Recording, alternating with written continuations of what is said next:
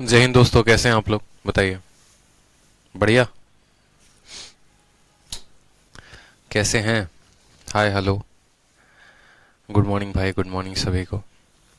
चलिए, तो कल की क्लास में हम कहाँ पर थे ये बताइए। कल की क्लास में जो हम क्वेश्चंस कर रहे थे वो हम देख रहे थे कुछ सर्टेन क्वेश्चंस, जहाँ पर मैं आपको बता रहा था कि जिस रेशियो में जो आपका बेस होता है उसी रेशियो में क्या होता है, उसी रेशियो में आपका एरिया भी होता है।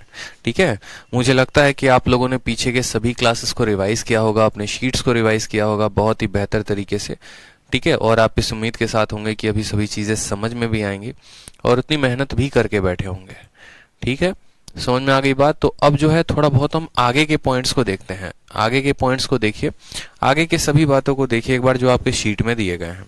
शीट का पहला पॉइंट आपके सामने लिखा गया है बोर्ड पर, जहां पर आपको ये बोला गया है कि अगर दो त्रिभुजों का ऊंचाई जो होता है वो समान होता है तो इनका जो क्षेत्रफल का अनुपात है वो इनके आधार के समानुपाती होता है।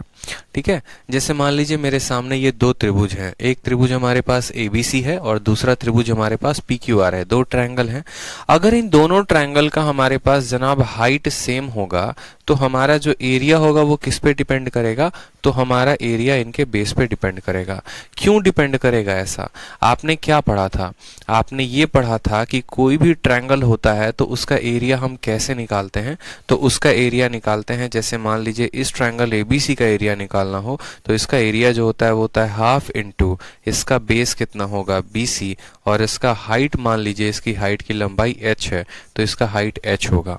उसी तरीके से आप जब इसका हाइट निकालोगे, इसका हाइट भी h दिया गया, इसका एरिया निकालोगे तो बोलोगे हाफ इंटू इसका बेस कितना है QR है और इसका हाइट कितना है h है। तो जब आप दोनों ट्रायंगल का एरिया का रेशियो लेंगे, जब आप दोनों ट्रायंगल के क्षेत्रफल का अनुपात लेंगे तो आपका हाफ और h आपके हाफ और h को क्या करेगा? काट देगा। तो आप बोलेंगे सर जो BC है वो किस रेशियो में हो जाएगा? तो BC जो है वो QR के रेशियो में। ये जो BC है ये किस रेशियो में हो जाएगा? तो ये BC और QR के रेशियो में हो जाएगा। यानी यहाँ पर हम एक बात को समझ पाएंगे कि जिस रेशियो में इनके बेस होंगे यानी BC और एरिया, उसी रेशियो में इनका एरिया भी होगा। ठीक है। उसी रेशियो में क्या होगा? इनका एरिया भी होगा। यानी जो होगा हमारा बेस का रेशियो वही होगा हमारे एरिया का रेशियो। ठीक है। समझ में आ गई बात? कोई दिक्कत की बात है यहाँ पे? कोई परेशानी यहाँ पर? जब हाइट समान होंगे तो बेस का रेशियो ही एरिया का रेशियो कहलाएगा। तो क्या हम एक छोटा सा परिवर्तन इसमें कर सकते हैं? क्या हम इसको ऐसा भी बोल सकते हैं, जैसे मान लीजिए एक और केस हो गया कि अगर इनका मान लो कि हाइट ना होकर अगर इनके हम बेस को सेम कर देते हैं, अगर हम इनका हाइट ना बराबर करके इनके बेस को समान कर देते हैं, जैसे मानो इनका बेस भी x है, इसका बेस भी x है, तो अगर इसका बेस सेम हो जाएगा तो फिर एरिया किस पे डिपेंड करेगा? तो एरिया इनके हाइट के रेशियो पे डिपेंड करेगा। यानी जो रेशियो इनके हाइट का होगा वही रेशियो एरिया का होगा। देखो, अगर बेस बराबर है तो एरिया हाइट पर डिपेंड करेगा, अगर हाइट बराबर है तो एरिया बेस के रेशियो पे डिपेंड करेगा। बस यही बात है। दो ट्रायंगल्स हैं, दोनों के बेस बराबर हैं तो दोनों का एरिया दोनों के हाइट पे रेशियो पे डिपेंड करेगा। दो ट्रायंगल हैं, दोनों के हाइट बराबर हैं तो दोनों का एरिया का रेशियो वही होगा जो उनके बेस का रेशियो होगा। क्लियर है?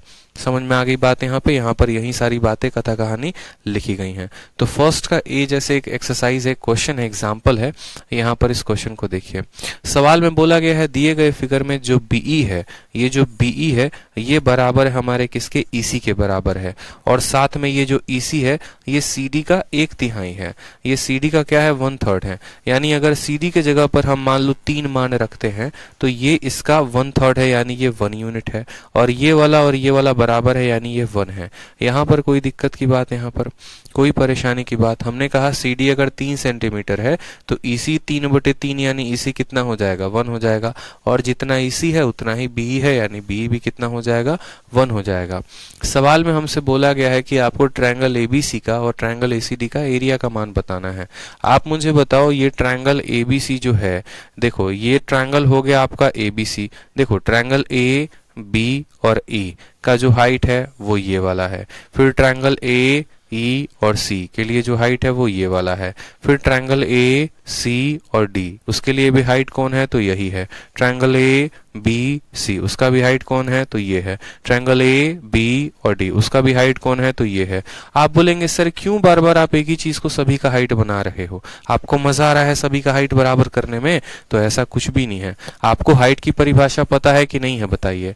अगर मान लीजिए कि यहाँ पर ऐसे मैंने 3 ट्रायंगल बना दिए, तो हाइट जो होता है वो क्या होता है, ये वाला ट्रायंगल जो है मान लो जिस बेस पर है, ये जिस बेस पर है, इसी पर जो है वो हाइट का होना जरूरी है। ऐसा नहीं है कि हाइट यहाँ नीचे जाके बनेगा, नहीं, हाइट को इसी लाइन पर होना है, और ये जिस बिंदु से जुड़े हुए होते हैं उसी बिंदु से 90 का होना जरूरी है। मतलब इन जितने भी ट्रायंगल इसके अंदर बनेंगे सबका हाइट कौन होगा, सबका हाइट यहाँ पर ए ही होगा। और सबका हाइट अगर ए ही होगा तो सबका हाइट जो है वो क्या है, समान है। अगर हाइट समान है तो आप मुझे बताओ इस सवाल में जो एरिया का रेशियो पूछा गया है वो एरिया का रेशियो किस पे डिपेंड करेगा, तो वो हमारे बेस के रेशियो पे डिपेंड करेगा। किस में करेगा, बेस के रेशियो में डिपेंड करेगा। आप मुझे बताओ जब आप ट्रायंगल एबीसी की बात करते हो तो एबीसी का बेस क्या है, तो एबीसी का बेस बीसी है, और बीसी की लंबाई कितनी है, तो बीसी की लंबाई 2 है, यानी यहाँ पर इसका एरिया भी 2 हो जाएगा। उसी तरीके से जब आप ACD की बात करते हैं तो ACD में जो है वो हाइट तो सेम ही रहेगा, मतलब इसका बेस कितना हो गया, तो इसका बेस हो गया 3, तो इसका एरिया भी कितना हो जाएगा, 3। तो अगर बेस का रेशियो 2:3 है तो एरिया का रेशियो भी कितना होगा, 2:3, यानी ऑप्शन नंबर बी जो होगा वो क्या होगा, करेक्ट आंसर होगा। बहुत अच्छे रुचि रानी, राज गौरव, आशीष मिश्रा, बहुत अच्छे, आप लोग बहुत सही कर रहे हैं, बहुत अच्छा कर रहे हैं। ऐसे ही पढ़ते रहिए मन लगा के, आप लोग उत्तर दे पाएंगे बहुत अच्छे से। ठीक है, तो हमारे ऊपर यहाँ पर सभी का जब हाइट समान था, सभी ट्रायंगल्स का हाइट समान था, तो एरिया का अनुपात किस पर डिपेंड हुआ, एरिया का अनुपात डिपेंड हुआ उनके बेस में। हमसे बोला गया था ABC, तो BC की लंबाई 2 थी। फिर हमसे बोला गया था ACD, तो ACD की लंबाई कितनी थी, 4 थी। अगर हमसे कल के दिन बोला जाता AE और D, तो AED की लंबाई कितनी होती, 4 होती। उस हिसाब से जिसकी जो बोली जाती वैल्यू हम वो वैल्यू लेते हैं। ठीक है, चलिए आ जाइए अगले सवाल पे। देखिए जैसे मान लीजिए एग्जाम्पल नंबर 1, वो किसका एग्जाम्पल है, तो ये इसका एग्जाम्पल है कि अगर 2 ट्रायंगल हैं और दोनों का बेस सेम होगा तो वो एरिया डिपेंड करेगा उनके हाइट के रेशियो पे। ठीक, तो अब जरा इसके ऊपर एक एग्जाम्पल दिया गया है, इसको देखिए। दिए गए फोटो में, गुड मॉर्निंग जैनाब जी, गुड मॉर्निंग। दिए गए फोटो में आपको बोला गया है जो DE है, ये D हमारे किसके पैरेलल है, D हमारे पैरेलल है BC के। अब जब ये 2 रेखाएं पैरेलल हैं और ये 90 हैं तो ये भी कोण कितना हो जाएगा, ये भी 90 हो जाएगा। पता है संगत कोणों के कारण, इंटीरियर के कारण, ठीक है, कोई समस्या की बात यहाँ पे, ये दोनों आपस में पैरेलल हो जाएंगे, समानांतर हो जाएंगे। फिर उसके बाद हमें बोला गया है सवाल में AE का जो मान है वो कितना है, 5 है। जैसे जैसे जिसका जिसका मान बोला गया है वो लिखिए। AE का मान सवाल में 5 है तो 5 लिखेंगे। फिर हमसे EB का मान बोला गया है 7 है तो EB का मान हम यहाँ पर 7 लिखेंगे। BC का मान हमसे 16 बोला गया है तो BC का मान हम कितना लिखेंगे, 16। DE का मान हमसे बोला गया है तो DE का मान आप यहाँ देखिए, DE का मान कितना हो जाएगा, 12 हो जाएगा। तो हमसे किसका किसका एरिया पूछा है, हमसे A, B और D, यानी ये ABD का एरिया हमसे पूछा गया है, गौर से देखिएगा। ठीक है, और फिर उसके बाद हमसे किसका पूछा गया है, A का, B का और C का। ठीक है, A का, B का और C का ये हमसे एरिया पूछा गया है। आप मुझे खुद एक बात बताओ, ठीक है, आप ऐसे चाहो तो सेकंडों में आंसर दे सकते हो कि ABD का जो एरिया होगा 12:16 यानी 3:4, ये हमारा करेक्ट आंसर होगा, 3:4। लेकिन 3:4 देंगे तो कैसे देंगे, तो सबसे पहले बात समझते हैं। हम ABD का एरिया देखते हैं कि ट्रायंगल ABD का एरिया कितना होगा। तो आप बोलेंगे सर ट्रायंगल ABD का जो एरिया होगा वो होगा हाफ इंटू, ठीक है, ट्रायंगल A, B और D, half into base, base कितना है 7 और 5 12, और इंटू हाइट कितना है, तो हाइट भी हो गया हमारा 12। ठीक है, इसका अनुपात लेना है, किस वाले के साथ लेना है, तो ABC के साथ लेना है, त्रिभुज ABC के साथ। अब ABC का देखो तो A, B और C, इसका एरिया कितना होगा, तो बोलोगे हाफ इंटू, इसका बेस कितना है, तो 12 है, और इसकी हाइट कितनी है, तो 16 है, तो 16 लिखोगे। ठीक है, हाफ और 12 से हाफ और 12 खत्म, 12 और 16 का अनुपात कितना है, तो 12 और 16 का अनुपात 3:4 है, इसीलिए आपका उत्तर 3:4 आएगा। तो ये तो था मेथड से आपने सॉल्व किया। जो स्टूडेंट मेथड से नहीं सॉल्व करते, सीधा बुद्धि का प्रयोग करते, वो बोलते क्या कि देख भाई ये तू एबीडी का एरिया निकाल रहा है ना, एबीडी का आधार क्या है, तो एबीडी का आधार एबी है, और तू एबीसी का भी एरिया निकाल रहा है बड़े वाले का, उसका भी आधार क्या है, उसका भी आधार एबी है। जब दोनों त्रिभुजों का आधार समान है तो उनके आधार की वजह से तो क्षेत्रफल पर कोई प्रभाव ही नहीं पड़ेगा। यानी अगर हम इनके एरिया का रेशियो लेंगे तो इसको आधार को तुम लो चाहे मत लो, बात बराबर है, क्योंकि दोनों आधार सेम है। मतलब जो इनका क्षेत्रफल यानी एरिया जो डिपेंड करेगा वो इनके हाइट के रेशियो पे, और हाइट का रेशियो क्या है तो 3:4 है, तो एरिया का भी रेशियो 3:4 होगा। ठीक है, 3:4 होगा। देखो 3 से काटो, 4 से काटोगे 4 से 3 बार में, 4 से काटोगे 4 बार में, तो 3:4। बेस के ऊपर कोई डिपेंडेंसी नहीं है। अगर बेस के ऊपर कोई डिपेंडेंसी नहीं है तो एरिया जो होगा वो हाइट के रेशियो में डिपेंड करेगा। क्लियर हो गया आपको ये बात अच्छे से? चलिए अगला सवाल देखिए, आपके सीजीएल के प्री में पूछा गया है, इसी कंसेप्ट पर पूछा गया है, तो इसी कंसेप्ट पर पूछा गया है तो हम इसी कंसेप्ट पर आंसर देंगे। ठीक है, इसी कंसेप्ट पर पूछा गया है तो इसी कंसेप्ट पर आंसर देंगे। क्वेश्चन देखेंगे, बोला गया है एक त्रिभुज आपको एबीसी बनाना है, तो आपने कहा ठीक है सर हम एबीसी बना लेते हैं। लीजिए हमने एबीसी बना दिया यहाँ पे। ठीक, बहुत मजा आएगा आपको, ज्योमेट्री पढ़ने में इतना मजा आएगा, इतना सुकून मिलेगा जिसका आप आनंद लेते नहीं थकेंगे, ये मेरा वादा है आपसे। आपसे बोला गया है त्रिभुज एबीसी है, पी नाम का एक पॉइंट है, पी नाम का पॉइंट कहाँ है तो पी नाम का पॉइंट बीसी के ऊपर है। इस तरीके से कि जो बीपी है और पीसी है इनका अनुपात कितना है तो इनका अनुपात आपका 2:3 है। फिर उसके बाद बोला गया है क्यू जो है मिड पॉइंट है। क्यों मिड पॉइंट है? किसका मिड पॉइंट है मेरे भाई? अब बीपी का भी कोई मिड पॉइंट आ गया है। मिड पॉइंट का मतलब मध्य बिंदु, यहाँ पर इसका मध्य बिंदु कौन है तो क्यू है। ठीक है, और तब हमसे बोला गया है ट्रायंगल ए बी क्यू का रेशियो, और उसके बाद हमसे ए बी सी का रेशियो। कोई दिक्कत की बात नहीं है, सबको जाने देंगे। आप बताओ, ये अगर मानो ये देखो ये 3 यूनिट है और ये 2 यूनिट है, ये 2 यूनिट में ये और ये आधा आधा है, मतलब ये 1 होगा और ये कितना होगा 1 होगा। इस बात को समझे या नहीं समझे आप? मेरे कहने का मतलब है यहाँ से लेकर यहाँ तक 2 सेंटीमीटर है, उसको ये की नाम का मध्य बिंदु बराबर भागों में बांटता है, तो इसको एक पार्ट में बांटेगा, इसको एक पार्ट में बांटेगा, बट गए ये बेचारे एक एक पार्ट में। ठीक है, जहां पर BQ की लंबाई 1 हो गई, QP की लंबाई 1 हो गई, PC की लंबाई कितनी हो गई 3 हो गई। सवाल में हमसे क्या बोला है? हमसे बोला है ABQ। अब एक बात बताओ, आपको मैंने एक बात सिखाया है बड़े अच्छे तरीके से कि जब भी एक ऐसा ट्रायंगल हो और यहाँ से लाइनें खींचकर 50 ऐसे ट्रायंगल बना दिए जाए तो सभी ट्रायंगल का जो होता है हाइट समान होता है, सभी ट्रायंगल का जो होता है ऊंचाई समान होता है। तो अगर जब भी ऐसे ट्रायंगल्स के लिए आपको एरिया का रेशियो पता करना हो तो आप सिर्फ उनके बेस का रेशियो देखो कि वो बेस किस रेशियो में है, जिस रेशियो में उनका आधार होगा उसी रेशियो में उनका क्षेत्रफल होगा। तो यहाँ पर हाइट लेके तो बात ही नहीं करनी, हाइट की हमें कोई बात नहीं करनी, हाइट हमारा समान है। हमें जो बात करना है वो इनके आधार पे।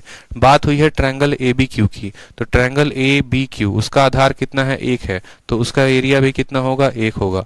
फिर triangle ABC, triangle ABC, ABC का आधार क्या है? ये पूरा BC है, और BC 3 1 4 और 1 5 है, तो इसका अगर बेस 5 है तो एरिया भी कितना होगा 5। तो ऐसे सवाल होते हैं जो देखते हैं एकदम सेकंडों में आप बना सकते हैं। ऑप्शन नंबर बी जो है वो करेक्ट आंसर है। बेस का रेशियो 1 और टोटल का रेशियो 5, तो बेस का रेशियो अगर हमारा मान लो 5 है, 1:5 है, तो एरिया का भी रेशियो कितना होगा 1:5। क्यों? आपको पता है कि ऐसे जितने भी मनमर्जी ट्रायंगल आप अंदर बना लीजिए सबकी ऊंचाई तो बराबर होनी ही होनी है। बहुत अच्छे रवि कुमार शर्मा, रुचि रानी, सबकी मुन्नी, बहुत शानदार भाई। ठीक है, एक और एग्जांपल आपके ऊपर दिया गया यहाँ पर। ठीक है, एक और एग्जांपल इसी क्वेश्चन के ऊपर दिया गया, कंसेप्ट के ऊपर, और पूछा गया आपसे कि एक ट्रायंगल आपका XYZ है, तो आप बनाएंगे यहाँ पर एक प्यारा सा ट्रायंगल, और ट्रायंगल का नाम क्या है? त्रिभुज का नाम है X, Y और Z। फिर बोला गया है P नाम का एक बिंदु है, किसके ऊपर है? P नाम का बिंदु जो है P is a point on YZ, YZ पर एक P नाम का मान लो यहाँ बिंदु है। इस तरीके से कि जो YP जो है वो 2/3 है YZ के। ठीक है, आप ऐसे समझ लो कि P नाम का बिंदु वहां ना होकर यहाँ पर है, और बोला गया है जो ये YP है ना, ये पूरे YZ का 2/3 है। 2/3 का मतलब जानते हैं क्या होता है? 2/3 का मतलब ऐसा है कि अगर ये मान लीजिए कि ये 3 सेंटीमीटर की लाइन है तो इसमें Y से लेकर P तक 2 सेंटीमीटर होगा। अब खुद सोचो 3 सेंटीमीटर की पूरी लाइन, YP हमारी 2, तो PZ हमारी कितनी होगी 1। अब आप बोलेंगे सर आपको कैसे पता चला कि ये 3 लेना है 2 लेना है? तो सवाल से बोला गया है YP, तो हमने लिख दिया यहाँ पर YP। इस का मतलब होता है बराबर, 2/3 का मतलब होता है 2/3, ठीक है। और फिर ऑफ किसका बोला गया है, yz बोला गया है। yp जो है yz का 2/3 है। तो ये yz को यहाँ नीचे लेकर आ जाओ, yz को जब नीचे लेकर आओगे तो कितनी वैल्यू आएगी, yp की वैल्यू 2 तो yp की वैल्यू 2, yz की वैल्यू 3 तो yz की वैल्यू 3। अब ये 3 है तो ये 2 है तो ये कितना हो जाएगा, 1 हो जाएगा। स्टेटमेंट खुद आपको बोलता है कि आपको वैल्यू कितना लेना है। ये टोटल अगर 5 है तो उसका 1/4 1 यानी 4, इस तरीके से करके। अब उसके बाद सवाल में क्या बोला गया है, फिर बोला गया है a नाम का कोई बिंदु है जो x और p के रेखा पर है। आप यहाँ पर xp को ज्वाइन करना है, ठीक है। और आपको xp ज्वाइन करने के बाद बोला गया है a नाम का बिंदु यहाँ पर है, तो आप a नाम के बिंदु को यहाँ लगा दो, ठीक है। देखते चलिएगा दाऊद जी, फोटो पूरा बना रहे हैं, हम समझा भी रहे हैं। x से लेकर p तक एक रेखा हो गई, उस पर एक a नाम का बिंदु है और बोला गया है x से a तक जो मान है वो कितना है, 2 है। और a से लेकर p तक का जो मान है वो कितना है, 3 है। अब आपको किसका किसका एरिया पता करने को बोला गया है, तो वो देखिए। आपको जो एरिया पता करने को बोला गया वो बोला गया है ए, ठीक है। कहाँ गया आपका ए, पी और जेड। तो जो एरिया पता करने को बोला गया उसको हम नीले कलर से बना रहे हैं। ये आपका एपीजेड हो गया, ठीक है। देखते चलिएगा, आपको जो एरिया पता करना है वो पता करना है एपीजेड का, ठीक। और एपीजेड के अलावा किसको पता करना है, तो एक्स वाई जेड का, यानी फिर बड़े वाले का, एक्स वाई जेड का। ये बड़े वाले का एरिया पता करना है आपको किसके साथ, तो देखते चलिए। आप मुझे बताओ एरिया बता पाओगे आप, सवाल आसान है कि नहीं है बताओ। आपको जो है बड़े वाले का एरिया इसके साथ पता करना है। इतना आसान क्वेश्चन क्या कभी जीवन में देखा था आपने, इतना आसान क्वेश्चन। आप मुझे एक बात बताओ, छोटी सी अपनी प्यारी प्यारी आंखें थोड़ा सा यहाँ पर दौड़ाओ, तो आप सिर्फ फोकस करो एक्स में, पी में और जेड में। एक्स पी जेड ट्रायंगल को आप ऐसे बना दो। आपने बना दिया, ये आपका बिंदु हो गया एक्स, ये आपका हो गया पी और ये आपका हो गया जेड, ठीक है। यहां से एक लाइन आती है, ये जो बेस है, ये बेस का रेशियो क्या है, 2:3 है। अब आप इस फोटो को थोड़ा सा रोटेट करोगे, इसको थोड़ा सा रोटेट करोगे तो ये आपका कुछ ट्रायंगल ऐसा बन जाएगा जहां पर ये जेड वाला पॉइंट ऊपर चला जाएगा और ये एक्स और पी यहाँ आ जाएगा। ये जेड से लेकर एक्सपी पर एक लाइन है, जेड से लेकर एक्सपी पर ये लाइन है और ये रेखा मान लो यहाँ बेस 2:3 है। तो जब इनका अनुपात बेस का 2:3 है तो क्षेत्रफल का अनुपात 2:3 होगा कि नहीं। ये हमने क्या किया, 90 डिग्री लेफ्ट में रोटेट कर दिया। हमने कहा भैया ये ट्रायंगल को देखो जरा गौर से, इस ट्रायंगल में देखने पे ये इसकी हाइट है। हाइट दोनों वाले ट्रायंगल के लिए जो हाइट है वो समान है। अगर दोनों वाले ट्रायंगल की हाइट समान है तो इनका बेस का रेशियो 2:3 है, तो इनका जो एरिया का रेशियो होगा वो भी कितना होगा, तो 2:3 होगा।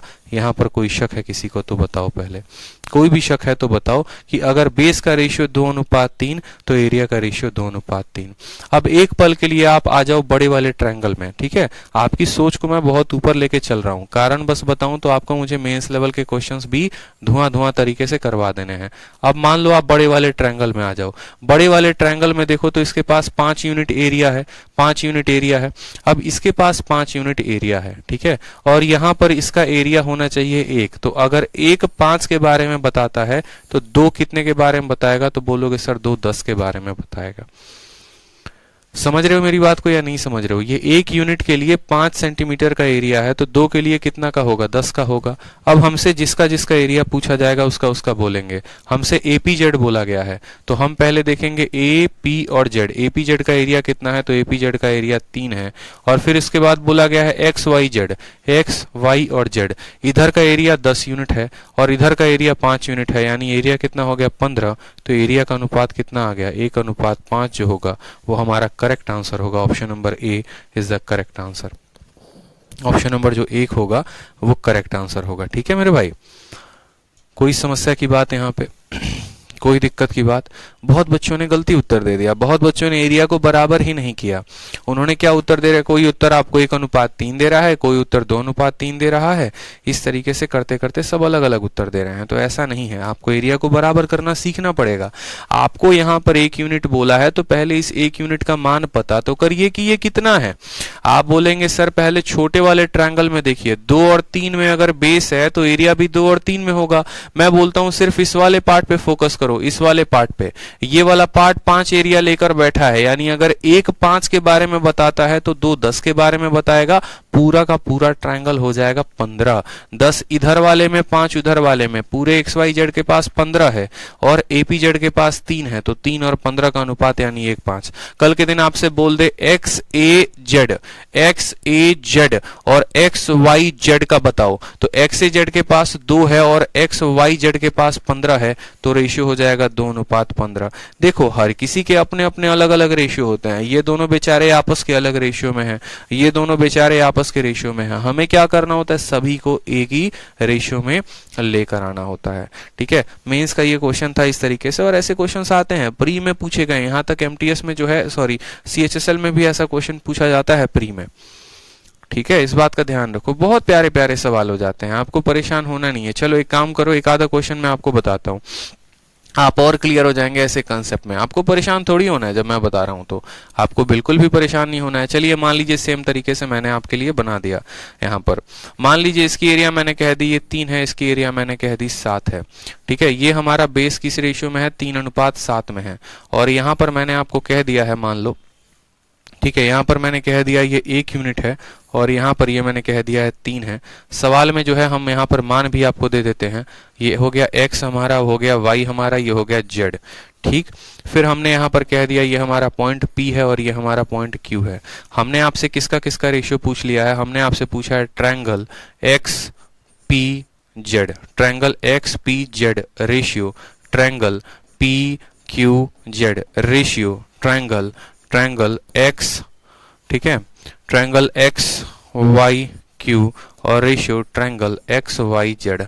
हमने आपसे 4 लोगों का रेशियो पूछ लिया, 4 एरिया का पूछ लिया है।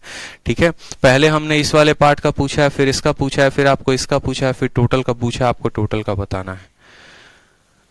ठीक है, अंकित सोनी कहते हैं एक बार और समझा दीजिए। अंकित सोनी एक बार और समझाएंगे, दोबारा से समझाएंगे। देखिए अंकित सोनी 5 बार क्या 10 बार समझाएंगे आपको, समझिए बात को। हमने ये कहा कि ये देखो ना, ये किस रेशियो में है, ये 2 और 3 के रेशियो में है। ये वाली भुजा 2:3 में है, तो इसकी एरिया भी 2:3 में होगी। ठीक है, यानी यहाँ पर एरिया 5 यूनिट की है। अगर ये 1 यूनिट 5 यूनिट के बारे में बताता है तो 2 यूनिट 10 यूनिट के बारे में बताएगा। ठीक है, इस सवाल से अंकित सोनी आपका और क्लियर हो जाएगा। इस सोनी से आपका, जिनका भी वीडियो रुक रहा है वो अपने सेटिंग ऑप्शन में जाएं और सेटिंग ऑप्शन में जाके अपने क्वालिटी को कम कर लें। ठीक है, हाई क्वालिटी पर देखेंगे तो वीडियो रुकेगा ही रुकेगा। आप सोच रहे हैं कि ऑटो पर हम कर लेते हैं, तो ऑटो में करने पर वीडियो रुकेगी, क्योंकि ऑटो का मतलब हो गया कि वो ऑटोमेटिक एचडी क्वालिटी पर वीडियो चल रही है। तो आप 240 में या 480 में करा लीजिए। ठीक है, और 480 या 240 में करके आप देखिए, खुद से क्वालिटी बदल सकते हैं। ठीक है, चलिए अब देखिए यहाँ पर सवाल में बहुत ही सिंपल क्वेश्चन है। आप क्या बोलेंगे, आप बोलेंगे सर देखो बात ऐसी है कि ये 3 और 4 में है, इनका हाइट जो है ये समान है। अगर ये ऊपर वाला ट्रायंगल और उसके नीचे वाला ट्रायंगल ये वाला, ये दोनों ट्रायंगल में देखोगे तो बेस 3:4 में, तो एरिया भी कितना होगा, 3:4 में होगा। अब यहाँ पर ये कितना यूनिट है, 1 यूनिट है। अब इस वाले ट्रायंगल की बात करते हैं। इस वाले ट्रायंगल में एरिया कितना है, तो टोटल 7 यूनिट का एरिया है। कितना है, 7 यूनिट का एरिया है। अगर एक बेस 7 के एरिया के बारे में बताएगा तो 3 बेस कितने के एरिया में बताएगा, तो 21 के बारे में बताएगा। यानी इसका जो एरिया होगा वो कितना हो जाएगा, 21 हो जाएगा। इसका एरिया कितना हो जाएगा, 21 हो जाएगा। क्या हमारे पास हर किसी का एरिया है, तो बोलोगे हाँ सर, एक्स पी और जेड। ठीक है, एक्स पी और जेड, एक्स वाई जेड नहीं था, ये एक्स पी जेड था, ये एक्स पी जेड था। तो एक्स पी और जेड का एरिया कितना है, तो बोलोगे 3 है। पी क्यू और जेड का एरिया कितना है, तो बोलोगे 4 है। X Y Q, X Y और क्यू, उसका एरिया कितना है, तो बोलोगे 21 है। और एक्स वाई और जेड, इस वाले पार्ट का एरिया 21 हो गया, इस वाले पार्ट का एरिया 7 हो गया, तो एरिया कितना हो गया, 21 और 7 28 हो गया। ये हमारा रेशियो है 3 4 21 28, 3 4 21 28। समझ में आ गया बात, 3 4 21 28 ये हमारा क्या हो गया, एरिया हो गया। इसका एरिया तो सामने दिख रहा है 3 होगा, इसका एरिया सामने दिख रहा है 4 होगा। यहाँ पर ये 1 का वैल्यू 7 हो गया, 3 का वैल्यू 21 हो गया। कहाँ है सवाल में, कोई दम ही तो नहीं है। 3 के सामने 3, 4 के सामने 4, 1 का मान हो गया 7, तो 3 का मान हो गया 21। पहले वाले छुटकू का पूछा है तो 3, फिर उसके बाद पूछा है 4, फिर उसके बाद पूछा है इधर वाले का एरिया तो 21, और फिर टोटल पूछा है तो 21 और 3 24 और 24 और 4 28, यानी हो गया हमारा 28। ठीक है, 3 4 21 28, 3 4 21 28। रामेंद्र कुमार जी देख लीजिए गलती कहां पर है, 3 4 21 और 28 ये हमारा उत्तर हो जाएगा। ठीक है, चलिए एक बार और फिर से देख लीजिए आप लोग, फिर से एक और क्वेश्चन हम आप लोगों को करा देते हैं ताकि आप लोग एकदम धुरंधर हो जाएं और सीख जाएं पूरा, और दोबारा से रिवाइज करने की उतनी आवश्यकता आपको ना पड़े। जैसे मान लीजिए हमने फिर से दोबारा से एक क्वेश्चन हमने आपको दिया और सवाल में हमने आपको ये बोल दिया कि देखो इसका जो एरिया है वो किस रेशियो में है, 1:3 में है, 1:3 में है। और मान लीजिए यहाँ पर ये 2 यूनिट है और यहाँ पर ये हमारा 7 यूनिट है, ये 2 यूनिट है, ये 7 यूनिट है। ठीक है, ये हमारा हो गया आपको x y p q और ये हो गया हमारा z। हम आपसे किसका किसका एरिया पूछ रहे हैं, पहले तो x q और z का पूछे हैं, फिर उसके बाद हम आपसे q का p का और z का पूछे हैं, फिर हम आपसे x y p का पूछे हैं, x y p का पूछे हैं, और फिर हम आपसे x, ठीक है, p और z का पूछे हैं, x y और z का पूछे हैं। आपसे ये 4 का एरिया हमने आपसे पूछ लिया। आप कैसे उत्तर देंगे, आप बोलेंगे सर बहुआ सवाल तो दे दिया आप हमको, अगर यहाँ पर 1 है, सोचो यहाँ पर 1 है तो अंदर भी कितना होगा, अंदर भी 1 होगा, यहाँ पर 3 है तो अंदर भी कितना होगा, 3 होगा। यानी यहाँ पर इसका टोटल एरिया कितना आ रहा है, तो टोटल एरिया बोलोगे सर टोटल एरिया 3 + 1 4 है। ये 2 यूनिट कितने के बारे में, तो 2 यूनिट जो है वो 4 के बारे में बताता है, यानी ये 4 कितने का मान है, 2 का, और यहाँ कितने का निकालना है, 7 का। अगर 2 का मान 4 है तो 7 का मान कितना होगा, तो 7 का मान हमारा यहाँ पर जनाब 14 आ जाएगा। फिर से समझ लीजिए, 1 के सामने 1, 3 के सामने 3, ये हो गया 4। अगर 4 सेंटीमीटर स्क्वायर 2 यूनिट का मान है तो 1 यूनिट का मान 2 सेंटीमीटर स्क्वायर, तो 7 यूनिट का मान 14 सेंटीमीटर स्क्वायर। ठीक है, हर किसी का मान आ गया है। अब देखो x q और z, x q z का मान कितना है, तो 1 है, q p और z, q p z का मान कितना है, तो 3 है, x y और p, x y p का मान यहाँ ये वाला 7 यूनिट का मान बताना है, 7 दूनी 14 है, और x y z तो 14 1 15, 15 और 3 कितना है, 18 है, तो यहाँ पर बोलोगे 18, 1 3 14 18, 1 3 14 18। सभी का उत्तर इस बार सही आया है। अब जाके सभी का उत्तर सही आया है। बहुत अच्छे, क्लियर हो रहा है। कहाँ क्वेश्चन टफ है, देखो आप लोगों को क्या लगता है ना, अरे सर टफ क्वेश्चन करा रहे हैं। मेरे भाई देखो ये सवाल आपको पढ़ना है, आपको आज भी पढ़ना है, आपको कल भी पढ़ना है, आपको परसों भी पढ़ना है, और ये तो पेपर में आपका 100% आएगा ही आएगा। अब ऐसा नहीं है कि ये ज्योमेट्री के 10 क्लासेस के बाद जाके आप सीखोगे, ये तो बेसिक चीज है। बस आपका देखो कंफर्म ये कैसे होता है, तो जैसे मैंने इसी टाइप के 3 क्वेश्चन करवा दिए तो आपको क्या हो गया, ये पूरा पक्का हो गया, याद हो गया। लेकिन इसी टाइप का सिर्फ एक क्वेश्चन कराता हूं तो आपको याद नहीं होता है। क्यों? क्योंकि प्रैक्टिस हमेशा याद करो, हमेशा याद रखना, जो प्रैक्टिस होता है वो इंसान को परफेक्ट बनाता है। जितना प्रैक्टिस करते चलेंगे आप उतना परफेक्ट होते जाएंगे, जितना प्रैक्टिस करेंगे आप उतना परफेक्ट होंगे, प्रैक्टिस नहीं करेंगे तो परफेक्ट नहीं बनेंगे। इसलिए मैं रोज रोज एक ही बात आप लोगों से कहता हूं मेरे भाई, कि मैं जब पढ़ा रहा हूं तो मेरे पढ़ाने के बाद और मेरे पढ़ाने के पहले उस शीट को कम से कम 4 बार 5 बार जरूर देखो। ठीक है, नहीं देखोगे तो बहुत दिक्कत होने वाली है। और यहाँ पर उदित सोलंकी पूछ रहे हैं कि सर QZ यहाँ परपेंडिकुलर है क्या, या XP यहाँ परपेंडिकुलर है, तो नहीं भाई, कोई भी परपेंडिकुलर नहीं है, कहीं पर भी परपेंडिकुलर शब्द का इस्तेमाल नहीं किया गया है। जरूरी नहीं है कि वो परपेंडिकुलर रहे तभी हाइट होगा, ऐसा कहीं पर भी नहीं है।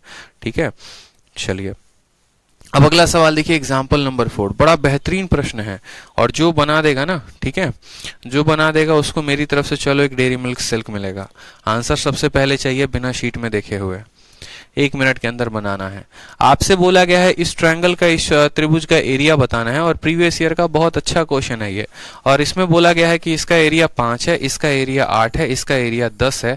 आप मुझे बताओ यहाँ पर, ठीक है, कि यहाँ पर जो एरिया होगा किसका, ठीक है, find the area of triangle, triangle का एरिया कितना होगा, हमसे ये पूछा गया है।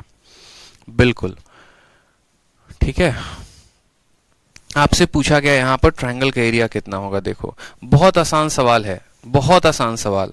ठीक है, ट्रायंगल बनाना है, 5 8 और 10 का लाइन खींचनी है तो बनाओ यहाँ पे।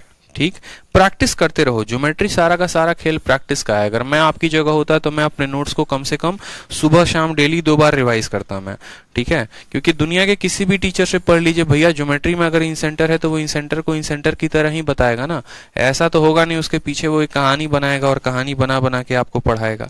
जो चीजें हैं वो तो हैं, अब वो आपको पढ़ना है। अगर आपको कम समझ में आ रहा है मतलब आपका बेस बिल्कुल खत्म है, और बेस बिल्कुल खत्म है तो छोड़ा थोड़ी जाएगा, पढ़ा जाएगा उसको भी, लेकिन ये होगा कि हाँ बस उसको थोड़ा ज्यादा मेहनत किया जाएगा।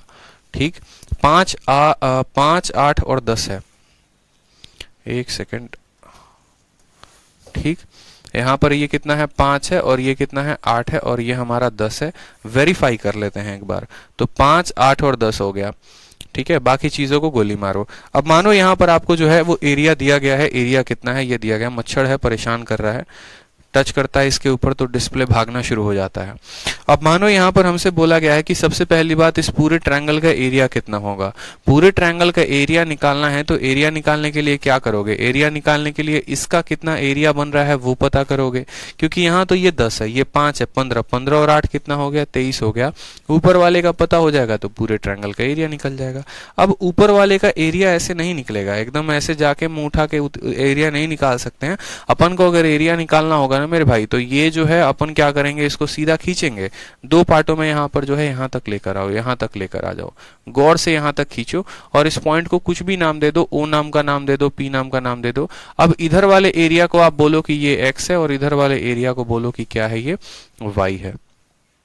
ठीक है, जो बातें बताऊंगा ना बड़े ध्यान से समझना, अगर वो सीख गए ना उतना तो मतलब यूं समझ लो मेरा ये सवाल बताना आपको सवारत हो गया, हमारे यहाँ कहते हैं ना सवारत हो गया।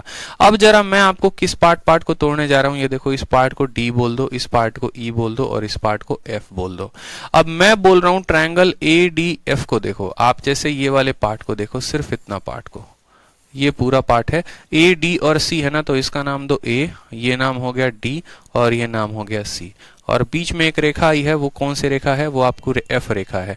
इधर वाले की एरिया कितनी है, और साथ में एक ऐसे भी ज्वाइंट है, कोई दिक्कत नहीं है। इधर वाले की एरिया कितनी है, तो एक्स है, इधर वाली की एरिया वाई है, और इधर वाले की एरिया कितनी है, 8 है, तो 8 लिखेंगे। यहाँ पर इन दो ट्रायंगल का जो एरिया है वो 5 और 10 है। आप मुझे बताओ ट्रायंगल बीडीसी में, ट्रायंगल बीडीसी में जो एरिया है वो किस रेशियो में है, 5:10 में है। तो अगर इनका हाइट बराबर है, एरिया 5:10 में है, तो ये बेसवा जोन होगा, ये बेसवा तो वह रेशियो में होगा ना जोन रेशियो में एरिया होता है। बताओ 5:10 में अगर एरिया है तो बेस भी 5:10 में ही होगा, यानी यहाँ पर इसका बेस किस में होगा, तो 5:10 में होगा। अब आप बात करो यहाँ पर ये पूरा बड़ा वाला ट्रायंगल में, बड़ा वाला ट्रायंगल का कर दिया आपने दो पार्ट, एक पार्ट में एक्स रहता है और दूसरे पार्ट में y+8 दोनों रहते हैं। ठीक है, एक पार्ट में कौन रहता है, अकेला x रहता है, और दूसरे पार्ट में y+8 दोनों रहते हैं। x के सामने जो एरिया होनी चाहिए वो 5 होनी चाहिए। ठीक है, x के सामने एरिया 5 होनी चाहिए और y+8 के सामने 10 होनी चाहिए। समझिएगा मेरी बात को, ये 5:10 में अगर इसका एरिया है तो इसका बेस भी 5:10 में होगा। 5 के सामने x है तो 5 के सामने x लिखेंगे, 10 के सामने कौन है, तो y+8 दोनों आएंगे, तो 10 के सामने y+8 लिखेंगे। ये हमारा बनेगा इक्वेशन नंबर 1। आप ऐसे भी इसको कर सकते हो, सॉल्व कर सकते हो। आप इसको काटोगे, सॉल्व करोगे तो ये बन जाएगा, जैसे मानो 5 से काटो 10 को 1/2 बार में कटेगा। यहाँ पर सॉल्व करोगे तो फर्दर आपका आ जाएगा 2x बराबर y+8। अब ये आपका क्या बन गया, ये आपका बन गया इक्वेशन नंबर 1। अब बात करो जरा दूसरा वाला इक्वेशन पे। आपने इस साइड के पार्ट को तो ले लिया, इधर के पार्ट को ले लिया, अब जरा ये वाला पार्ट लो, ट्रायंगल ABE का पार्ट लो। कौन सा पार्ट लो मेरे भाई, ट्रायंगल ABE का। चाहे इसको ऐसे रहने दो। अब दूसरा वाला पार्ट मैं आपको बना के दिखा रहा हूं। दूसरा वाला पार्ट आपको ये वाला पार्ट लेना है, और इस वाले पार्ट का भी क्या हुआ है, तो बीच में ऐसे आधा आधा किया गया है, तो बीच में आधा आधा करेंगे, और फिर यहां से एक लाइन खींची गई है। इसको बोला गया है A नाम का, इसको बोला गया है B नाम का, इसको दिया गया है E, और ये हो गया हमारा F, और ये हो गया हमारा D। जिस तरीके से नामकरण है उस तरीके से नामकरण दीजिए। ये जनाब हमारे X हैं, ये जनाब हमारे Y हैं, और ये जनाब हमारे 5 हैं। अब आप खुद देखिए, आप मुझे खुद बताइए कि ये दोनों ट्रायंगल में, सिर्फ इस वाले में फोकस करिए, नीचे वाले में, BE और C में। अब BEC का जो एरिया है वो 10:8 में है, तो अगर इनका एरिया 10:8 में है तो इनका जो बेसवा होगा वो भी तो 10:8 में ही होगा। बोलो, एक ऐसा ट्रायंगल है और यहाँ पर इनका एरिया का रेशियो 10 और 8 में है, तो इनका बेस का भी तो रेशियो 10 और 8 में होगा। तो बोलोगे हाँ सर। तो 10 के सामने क्या है, तो बोलोगे देखो यहाँ पर दूसरा वाला इक्वेशन बनाओ, तो ये क्या होगा, होगा 10:8 में होगा। अब देखो 8 के सामने क्या है, तो 8 के सामने अकेला y है, तो बोलोगे ऊपर y लिखेंगे, और 10 के सामने क्या है, तो 5 + x दोनों आएगा, तो यहाँ पर हो जाएगा 5 + x। ठीक है, तो y के सामने कितना हो गया, y के सामने 8 हो गया, और x + 5 के सामने कितना हो गया, 10 हो गया। लिख दिया कि 8/10 बराबर y/x + 5, 8/10 बराबर y/x + 5। इसको सॉल्व करो, 2 से काटो तो कितनी बार में, 4 बार में कटेगा, 5 बार में। सॉल्व करोगे तो ये वाला इक्वेशन क्या बन जाएगा, ये वाला इक्वेशन आपका बन जाएगा 5y, कितना बन जाएगा, 5y बराबर 20 + 4x, 5y बराबर 20 + 4x, 5y बराबर 20 + 4x, ये आपका हो जाएगा इक्वेशन नंबर 2। अब दोनों इक्वेशन को सॉल्व करिए, x और y का मान आपका आ जाएगा। जैसे मानिए यहाँ पर अगर सॉल्व करना है तो कैसे, आपको एक एक बात समझाने के लिए हमने लिखा है, नहीं तो सवाल काफी आसान है। अगर हम बात करेंगे यहाँ पर तो 2x का मान y + 8 है, तो 4x का मान कितना होगा, 2y + 16 होगा। ठीक है, x के 2 गुने का मान y + 8 है, तो यहाँ पर 5y को 5y लिखो, 20 है तो 20 लिखो। अब 4x है, 2x का मान y + 8, तो 4x का मान 2y प्लस कितना हो जाएगा, तो 2y + 16 हो जाएगा। कोई समस्या की बात, 5y में से 2y जाएगा तो हो जाएगा 3y, 3y का मान कितना है, 36 है, तो y का मान कितना हो जाएगा, y का मान 12। अब y का मान अगर 12 आ गया तो 12 और 8 20, तो x का मान कितना हो जाएगा, x का मान हमारा हो जाएगा 10। ठीक है, x का मान कितना हो जाएगा, 10। अब पूरे ट्रायंगल का एरिया देखो, तो यहाँ पर x का मान 10 है और ये 12 है, 12 और 10 22, 22 8 30, 30 10 40, 40 5 45, तो पूरा एरिया कितना आएगा, 45 जो होगा वो हमारा पूरा एरिया होगा। 45 जो होगा वो हमारा क्या होगा, पूरा एरिया होगा। क्लियर है, प्यारा क्वेश्चन है, टफ बिल्कुल भी नहीं है। हमें बस यहाँ सोचने की बात थी कि अगर हम इसको 2 पार्टों में बांटते हैं तो x/y + 8 बराबर 5/10, x/y + 8 बराबर 5/10। फिर दूसरा बात हमें सोचने का था कि y/x + 5, तो y/x + 5 की वैल्यू जो होगी वो कितनी होगी, तो वो वैल्यू होगी 10 ठीक है, y 8/10, तो यहाँ पर सॉल्व किया, 12 और 10 आया और ये सवाल को हमने सॉल्व कर लिया। तो वो पॉइंट क्लियर हो गया, उस पॉइंट में एक अच्छा क्वेश्चन सिर्फ वही था, वो हमने देखा।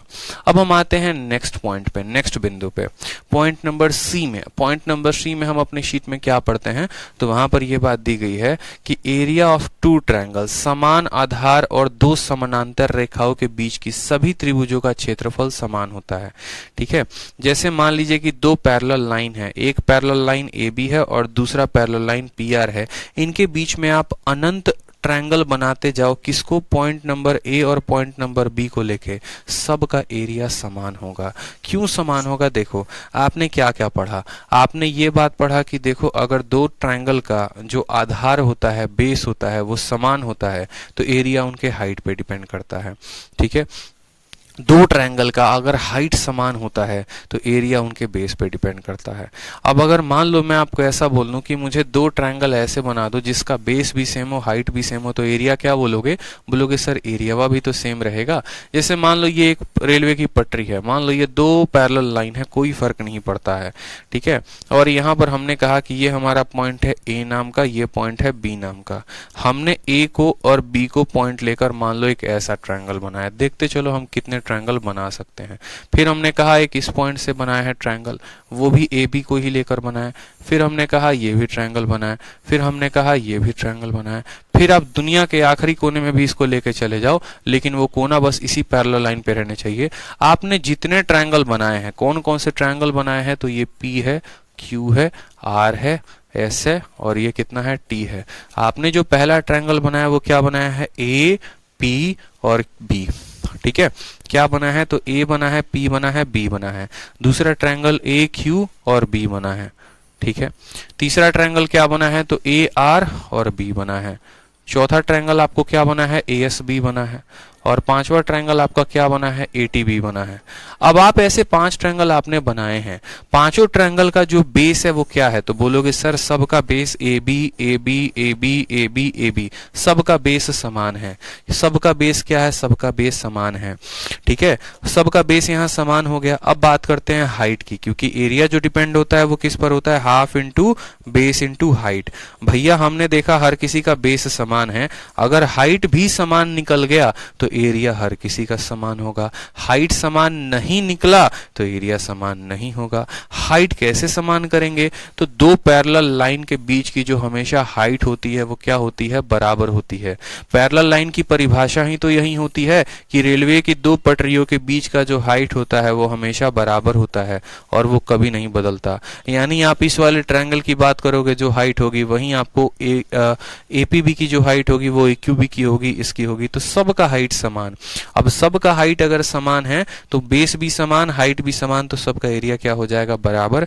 यही बात यहाँ पर लिखा गया है कि दो पैरेलल लाइन के बीच में अगर एक ही आधार को लेकर आप बहुत सारे ट्रायंगल ऐसे बनाते जाते हैं तो सबका एरिया क्या होगा? सबका एरिया हमारा समान होगा। ये बात यहाँ पर भूली गई है, यहाँ लिखा गया है। ठीक है, क्लियर हो गया पॉइंट यहाँ पर। तो इसके ऊपर क्वेश्चन भी मिलेगा आपको, तो बिल्कुल एक एग्जांपल दिया गया है, देखिए। और ये एग्जांपल आपके पेपर का पूछा हुआ क्वेश्चन है। एकदम कैटेगरी वाइज, टाइप वाइज हम लोग चल रहे हैं। एक एग्जांपल देख रहे हैं, एक प्रॉपर्टी देख रहे हैं, उसके ऊपर क्वेश्चन, फिर प्रॉपर्टी देख रहे हैं, फिर क्वेश्चन, इस तरीके से बना रहे हैं। दिए गए फोटो में बोला गया है जो ये ए बी वाली रेखा है, ये ए बी वाली रेखा किसके समानांतर है? तो ये पी एस वाली रेखा के समानांतर है। हमसे बोला गया है इसमें से कौन सा कथन सत्य नहीं है। तो देखते हैं। अब इस बार ये फोटो में पैरेलल लाइन ये दोनों हैं, यानी यहां पर ये देखो, अगर खुद सोचो कि ये वाली रेखा जो है इस वाली रेखा के समानांतर है, तो जो एरिया होगा वो क्या होगा? ये वाली ट्रायंगल हो गई एपीबी, दूसरा ट्रायंगल हो गया एक्यूबी, तीसरा ट्रायंगल हो गया एएसबी, चौथा ट्रायंगल हो गया एआरबी। ये सब का एरिया समान होगा कि नहीं होगा?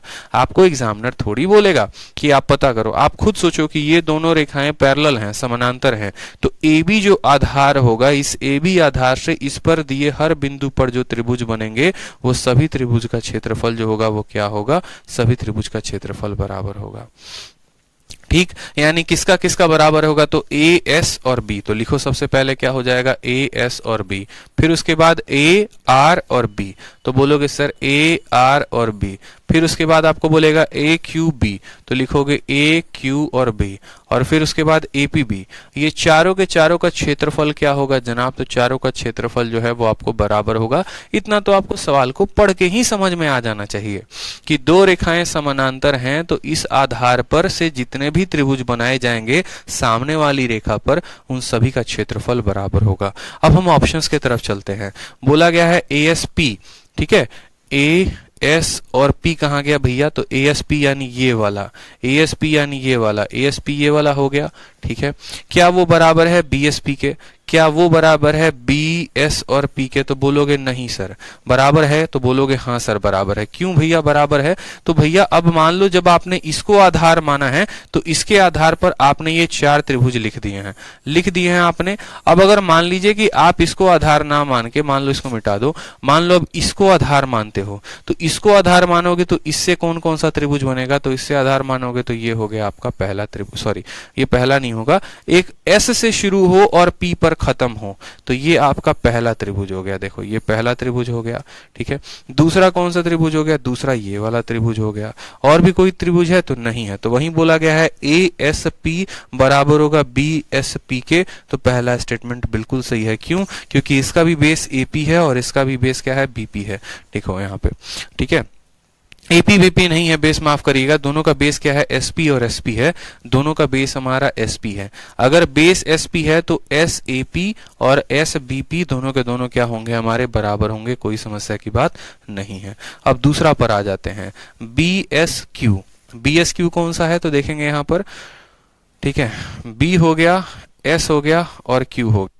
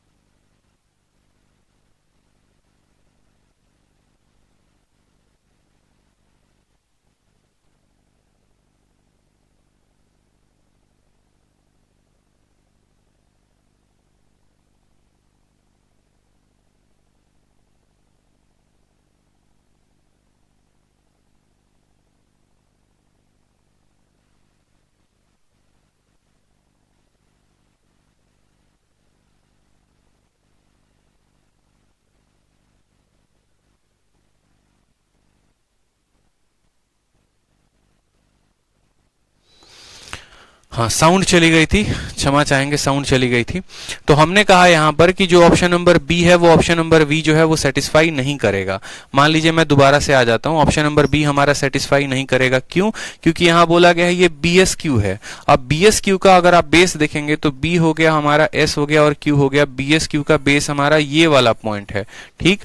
और उसके बाद हम बात करते हैं बी एस क्यू के बाद पी आर ए की बात करते हैं। ट्रायंगल पी आर और ए, ट्रायंगल पी आर ए का बेस ये है। तो यहां पर जब इनका बेस ही समान नहीं है, इसका बेस यहां पर है, इसका बेस यहां से लेकर यहां तक है, जब बेस समान नहीं होगा तो एरिया कैसे समान होगा? तो एरिया समान नहीं होगा, इसलिए ऑप्शन नंबर 2 गलत है। मैं आपको 1 सेकंड का भी ट्रिक बताऊंगा इसमें कि इस सवाल को 1 सेकंड में देखते कैसे टिक किया जा सकता है। 1 सेकंड में देखते भी टिक कर लोगे, वो भी समझोगे, लेकिन पहले फिगर से समझ लो, फोटो से समझ लो। तीसरा वाला देखो, आर क्यू ए हो गया आपका। तो आर यहां से शुरू है, क्यू आपका यहां पर है और आपका ए यहां पर है। तो आर क्यू के जो आधार है ये कौन है? ये वाली रेखा है, जो लाल रंग से रंग रहे हैं, ये वाली रेखा इसकी आधार है, ठीक है। और दूसरी वाली जो ट्रायंगल है वो कौन सी है? तो दूसरी वाली ट्रायंगल क्यू बी आर है। क्यू यहां पर है, बी यहां पर है, आर यहां पर है, यानी ये वाली ट्रायंगल, इसका भी आधार ये लाल वाला है। जब दोनों का आधार बराबर होगा और ये सामने वाली रेखा पर जाती है, एक ऐसे गई है और एक ऐसे गई है, तो ये भी क्या होगा? ये भी बराबर होगा। चौथा देखो, एस आर बी, शराबी। एस आर बी मतलब शराबी है। एस आर बी देखो, यहाँ एस कहां पर है? तो यहां पर है। आर कहां पर है? तो यहां पर है। और बी कहां पर है? यहां पर है। तो ये जनाब हमारा क्या हो गया? ये हमारा एस आर बी हो गया। तो एस आर बी को पकड़ो, इसका आधार कौन है? तो एस आर है। चौथे वाले में देखो ए एस आर है। चौथे वाले में ए हो गया, एस हो गया, आर हो गया, इसका भी आधार कौन है? तो ये है। दोनों का आधार समान है और दोनों सामने वाली भुजा, सामने वाली लाइन पर ही है, एक यहां पर है और एक यहां पर है, तो इसका भी एरिया क्या होगा? बराबर होगा। अब जो ट्रिक है वो क्या है? ट्रिक जो है वो हमारा 1 सेकंड का है कि जब भी आपको ऐसा क्वेश्चन आए, आपको कैसे पता चलेगा कि भाई मेरे किसका एरिया किसके बराबर है? तो दोनों साइड में 2 अक्षर समान मिले वो उत्तर होगा। जैसे मानो यहां पर देखो, यहां पर भी एसपी है और यहां पर भी एसपी है, मतलब ये दोनों करेक्ट होंगे, ठीक है। यहां पर भी देखोगे तो यहाँ क्यू आर दे रहा है और यहाँ देखो क्यू आर है और यहाँ पर भी क्यू और आर है, मतलब ये भी करेक्ट होगा। यहाँ पर एस आर है और यहाँ पर एस आर है, मतलब ये भी करेक्ट होगा। यहाँ पर बी एस है, यहाँ बी एस नहीं है। यहाँ एस क्यू है, यहाँ एस क्यू नहीं है। यहाँ बी क्यू है, यहाँ बी क्यू नहीं है, मतलब ये रॉन्ग होगा। आप ऐसे भी चेक कर सकते हो, आप ऐसे भी चेक कर सकते हो, ठीक है। क्योंकि जिनका आधार समान होता है वो अक्षर रिपीट होते हैं और आधार 1 पॉइंट से नहीं बनता, आधार 2 पॉइंट से बनता है, बेस 1 पॉइंट से नहीं बनेगा। अगर इसका बेस एसपी था तो इसका भी बेस एसपी होगा। अब जब बेस एसपी है और ए और बी इसी पॉइंट पर हैं, ए और बी दोनों सामने वाली रेखा पर ही हैं, तो भैया इनका ट्रायंगल का एरिया बराबर। उसी तरीके से इसका जो बेस है वो क्या है? तो इसका बेस क्यू और आर है। अब क्यू आर है और क्यू आर से सामने वाली रेखा ए और बी ही होगी, तो क्यू आर के साथ एक बार एस का इस्तेमाल है और ये सॉरी यहां पर क्यू आर के साथ एक बार ए का इस्तेमाल है, क्यू आर के साथ बी का इस्तेमाल है, मतलब ये भी सही है।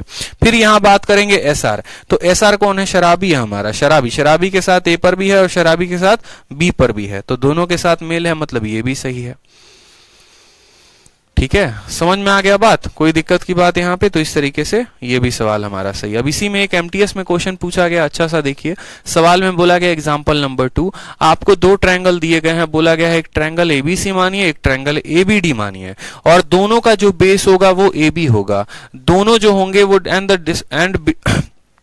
and the base AB and between the same parallel AB and CD, दोनों जो ट्रायंगल बनेंगे वो AB और CD पैरेलल लाइन के बीच में ही बनेंगे, तो एरिया क्या होगा? ABC और ABD का। फोटो बनाओ और सीधा सेकंडों में एमटीएस के सवाल का आंसर दो।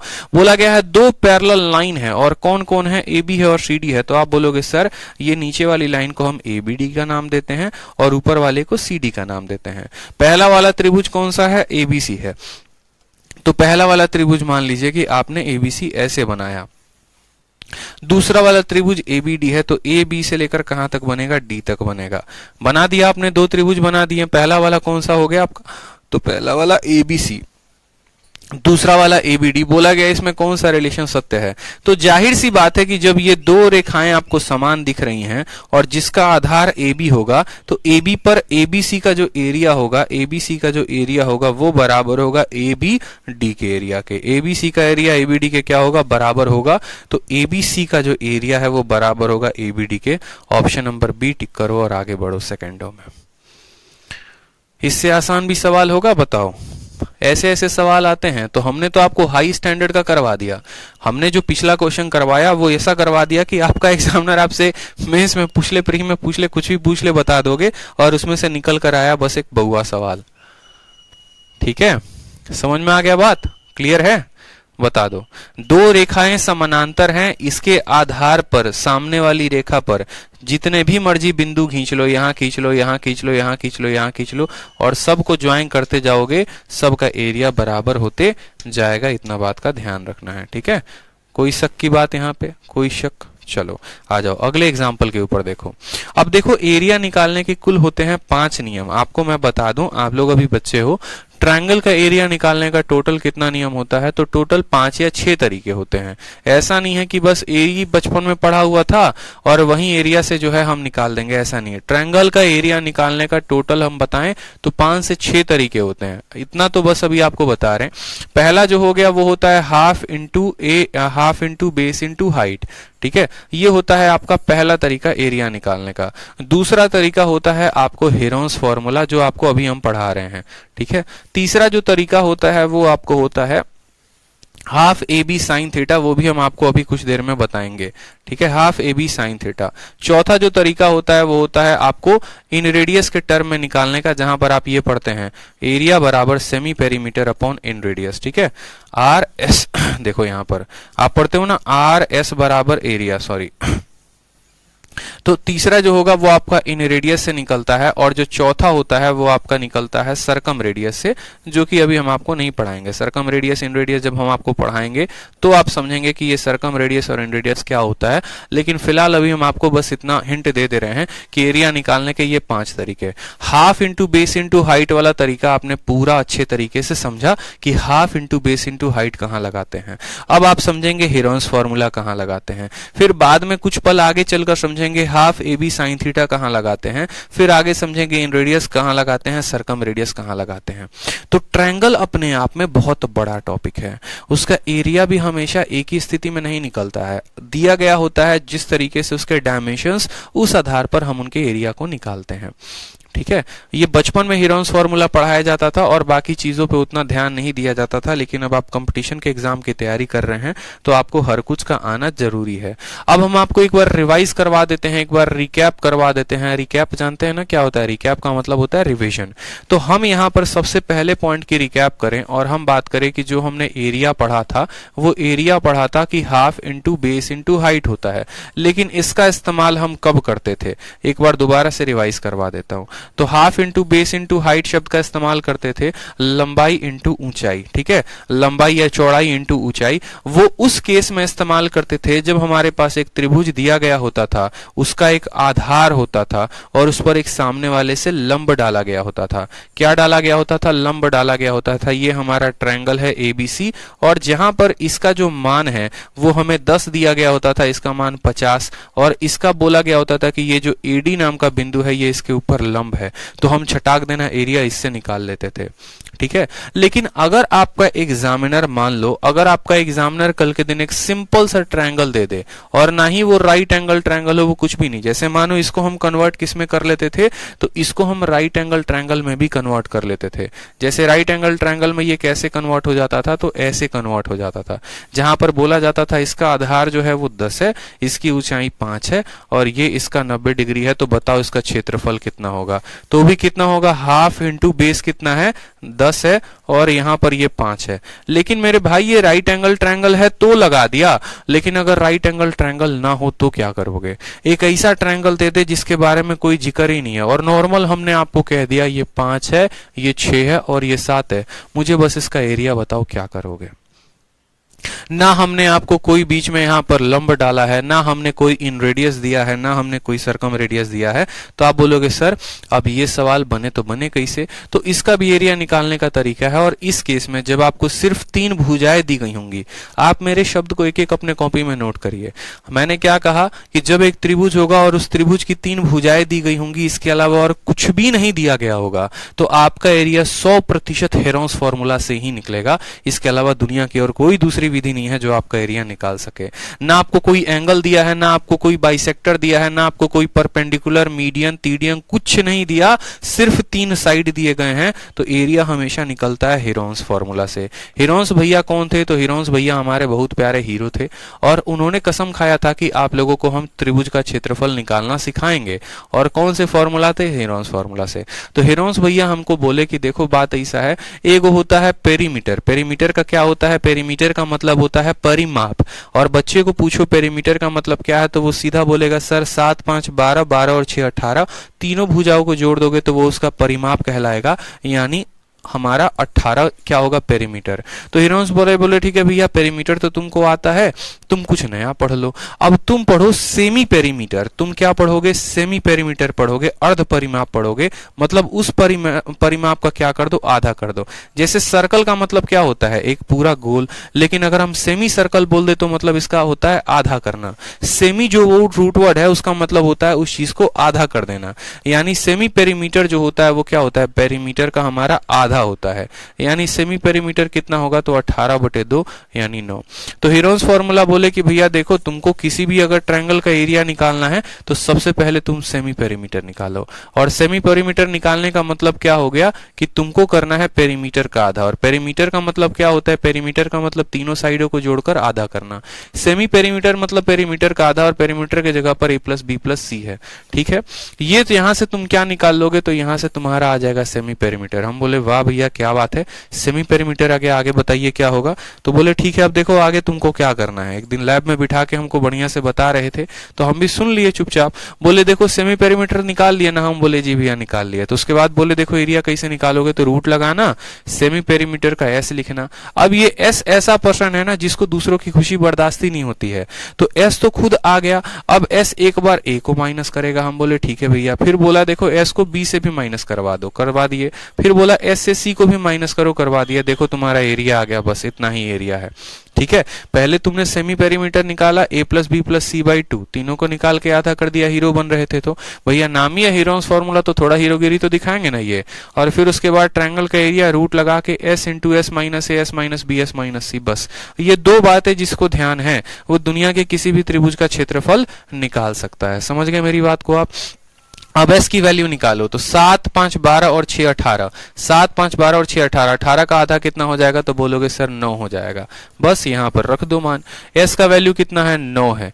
9 में से a को घटाओ। मान लो a का मतलब कोई भी हो गया, ये जैसे मान लो आपका a के सामने a होता है, b के सामने b होता है, c के सामने c होता है।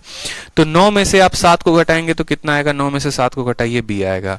9 में से आप 6 को घटाएंगे तो कितना आएगा? 3 आएगा। और 9 में से 5 को घटाएंगे तो कितना आएगा? 4 आएगा। ठीक है, 9 का रूट बाहर करिए, 9 का रूट बाहर करिए तो 3 आएगा। 4 का रूट बाहर करिए तो 2 आएगा। और 3 × 2 √6 हो जाएगा। यानी आंसर 6√6 हमारा क्या होगा? एरिया होगा। तो हेरोन्स फॉर्मूला से एरिया कैसे निकालते हैं समझ में आया? ठीक है, कैसे निकालते हैं बार बार समझिएगा। यहाँ पर हेरोन्स फॉर्मूला हमें पढ़ना था और हेरोन्स फॉर्मूला का जो एरिया हो गया वो हमारा हो गया।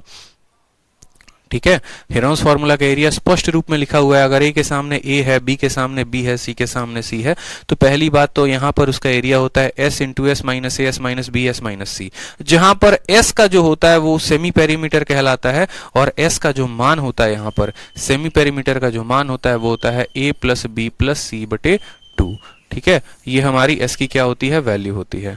ध्यान रहेगा, स्पष्ट रूप से बताइए, कोई समस्या की बात यहाँ पे, कोई परेशानी की बात? तो चलिए आप लोगों के लिए एक छोटा सा एग्जांपल दिया है और आपसे बोला है कि बताओ उस त्रिभुज का क्षेत्रफल क्या होगा जिसकी भुजाएं 5 सेंटीमीटर, 7 सेंटीमीटर और 8 सेंटीमीटर होगी। अब बताओ यहाँ पर मेरी क्या जरूरत है? यहाँ पर तो आप ही को निकालना है, जहां पर आपको सिंपल साइड दिया गया होगा। अब बोलेगा कोई स्टूडेंट सर मेरा गलती हो गया, तो गलती या तो बेटा तुम्हारे कैलकुलेशन में हुई होगी, या तुम इतने नालायक हो कि तुमको शायरी याद है लेकिन तुमको फॉर्मूला नहीं याद है। अब फॉर्मूला नहीं याद करोगे तो जीवन में कौन तुमको सरकारी नौकरी देगा? कोई भी नहीं देगा। बताओ, जो लगने वाला होगा वो भी नहीं होगा। ठीक है, जब एक फॉर्मूला दे दिया गया, एक ढांचा दे दिया गया और इस ढांचे पे भी तुम उन चीजों को रखकर मान नहीं निकाल सकते हो तो तुम और क्या कर सकते हो? बताओ फिर। तब शायरी रटना बैठ के, फलाने की याद में फलाने के गम में है, वही होता है। स्टेटस तो डालते हैं ऐसा खतरनाक खतरनाक बच्चे ना जिसका कोई लिमिट नहीं है। सिंपल काम करना है भैया, एरिया निकालना है। एरिया निकालने के लिए सेमी पेरीमीटर, सेमी पेरीमीटर का मतलब होता है a+b+c/2, a+b+c/2। a का मान कितना है? देखो 8 7 15, 15 5 20, 8 7 15, 15 5 20, 20 का आधा कितना हो जाएगा 10, तो सेमी पेरीमीटर कितना आ गया 10 आ गया। अब जो क्षेत्रफल होता है वो क्या होता है, तो root under s into S minus A, फिर होगा s माइनस बी और फिर होगा s माइनस सी। ये हमारा हो गया एरिया। s का मान कितना है, तो बोलोगे सर s का मान हमारा 10 आया, 10 लिखो।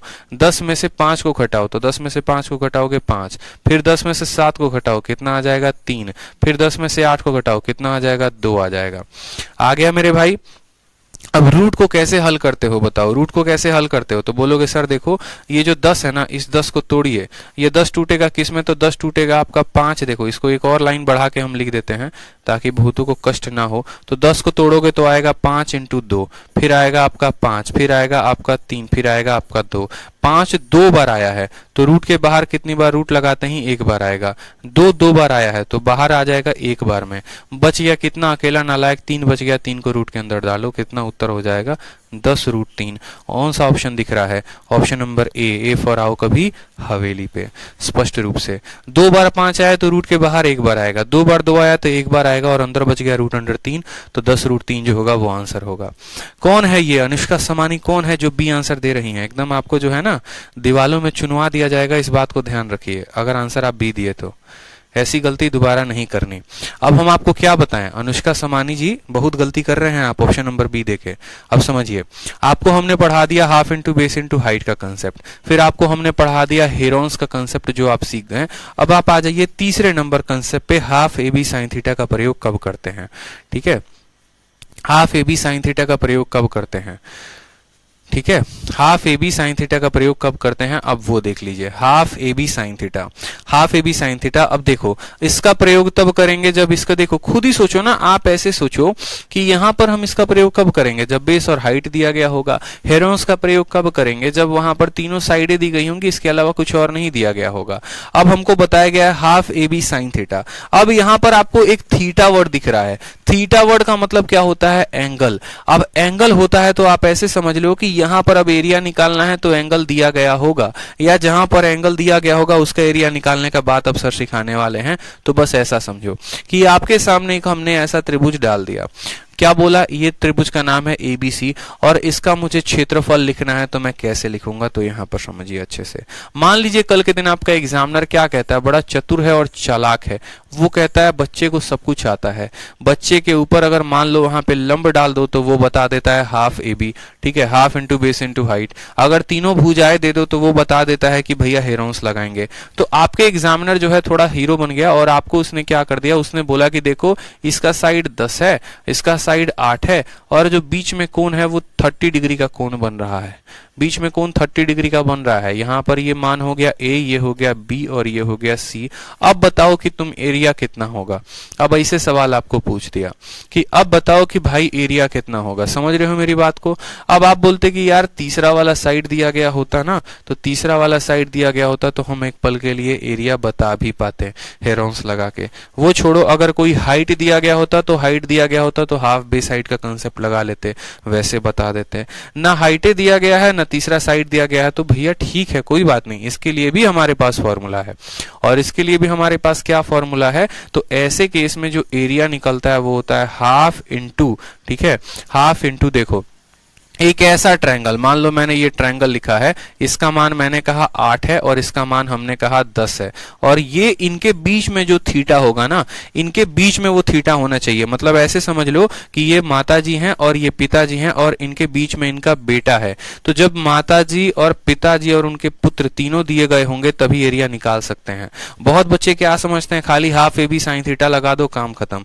और उनसे बड़ी भूल ये हो जाती है कि एग्जामिनर भी खेलता है आपके भावनाओं के साथ, और वो क्या करता है, वो समझ जाता है इसको तो आधा अधूरा कंसेप्ट आता है, इसको तो सबसे पहले लपेटो। 8 वाला मान ये दे देगा, 10 वाला मान आपको ये दे देगा और थीटा में आपको दे देगा, लो ये मान लो थीटा में ये 30 डिग्री दे देगा। और आपका 4 ऑप्शन होगा, 1 2 3 और चौथा लिखा होगा कैन नॉट बी डिटरमाइन। और आप जो है मान लो सीधा लगाओगे 8 इंटू 10 हाफ, 8 इंटू 10 और आप साइन 30 लगा दोगे, काम खत्म, वहीं बर्बाद हो गए आप। अरे भैया ये 30 डिग्री नहीं लेना है, 30 डिग्री नहीं लेना। अगर 30 डिग्री लोगे तो ये वाला हाइट और ये वाला ये वाला साइड और ये वाला साइड दोनों का पता होना जरूरी है। मतलब हम वही कोण लेंगे जो दो भुजाओं के बीच में होगा। यहाँ दो भुजाओं का मान दिया गया होगा, यानी 8 और 10 है तो 8 और 10 के बीच का ही कोण से एरिया निकलेगा। यहाँ का कोण अगर 60 दे दे, यहाँ का कोण अगर 90 दे दे, हमें कोई फर्क नहीं पड़ता है क्या होगा क्या नहीं। हम साधु संत आदमी हैं, बस इतना जानते हैं कि ये दोनों साइड होना चाहिए और उसके बीच में कोण होना चाहिए। तो इसका एरिया अगर मान लो हमें कल के दिन निकालना है तो हम कैसे निकालेंगे? तो हम बोलेंगे सर देखो इसका एरिया निकालना है तो हाफ, ए के जगह पर कितना रखेंगे 10, बी के जगह पर रखेंगे 8 और इंटू क्या होगा तो into sine 30, half A B sine 30, half A B sine 30। हमें ये बात जानना है, हाफ ए बी साइन 30, बस मेरे भाई हाफ ए बी साइन 30। तो यहाँ पर हाफ का मान हाफ हो गया, 10 हो गया यहाँ पर 10, ठीक है। 8 का मान कितना हो गया 8 हो गया। और साइन 30 डिग्री कितना होता है? साइन 30 डिग्री 1/2 होता है।